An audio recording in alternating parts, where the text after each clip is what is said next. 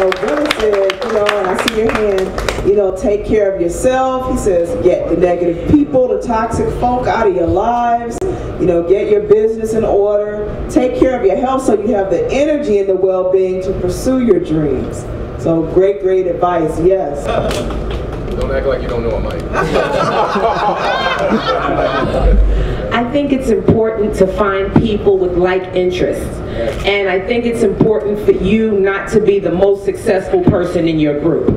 That's what I've learned, because when the check comes, it's on me. When the bills come, it's on me. And I find in relationships that the Bible tells us we shouldn't be unequally yoked. But we'll find somebody who needs help. And my dad, who was a very, very wise, uneducated man, told me when you find people in a situation, it's not always good to help because maybe they're in that situation for a reason. And maybe you're not the first person, or, you know what I mean? I just realized with people, I don't deal with people who need me anymore. If people want to hang out because they like me, that's cool, but I don't want somebody who needs me. And I find that that helps me in business, because the people that I do business with now, they don't need me to sign everything. They don't need me for anything. Everybody has their own. So when we come to the table, there's no pressure. And I find that we can all be more successful because there's no pressure on me. When we have a business meeting, I don't feel like, oh, darn, they're going to want me to. No, everybody comes to the table, everybody got their own money, their own finance, and everybody has their own credit. And that's what builds good business relationships with people. So it's good to know yourself, but it's also better to know who you're doing business with. Because everybody who comes and sit and break bread with you doesn't have your best interest at heart. You know, and I learned about people accepting my no, because I always gave my whole family. I've always had girlfriends who didn't have money, nothing. And I would always say, well, I'm not looking for anybody for money. I'll just love this person for who they are. I don't do that no more either.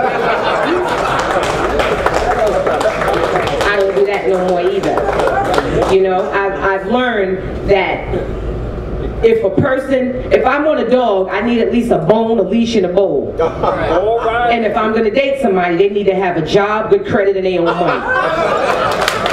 That's just the way I've been doing it lately, and it works better for me. And like I told my friend, I go to business meetings now with my new business people that I do business with, and I go to the table, and I told my friend, I leave here, my head's not hurting, I don't feel as if, I feel no pressure.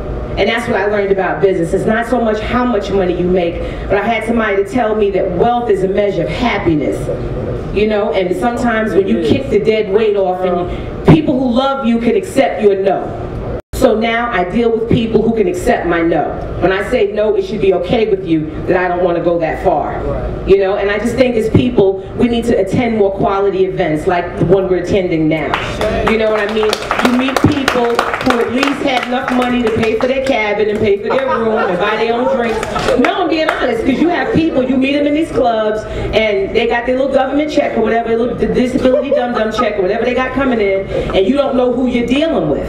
You know, you come to more quality events, and it's like I said last night, we came as strangers, but I hope we leave as friends and network and do some business. If we want to get a massage, see this brother, let's all patronize each other, because that's how the Jews became a superpower. All right.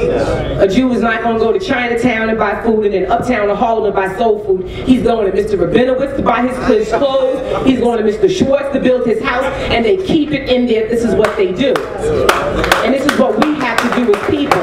We have to empower each other, and buy black and buy gay. And as I told you, I bought a franchise and I'm into buying another one right now, and we all need to patronize each other. So anybody in for commercial cleaning in New York, Pennsylvania, and New Jersey, I'm the person you want to see. Thank you.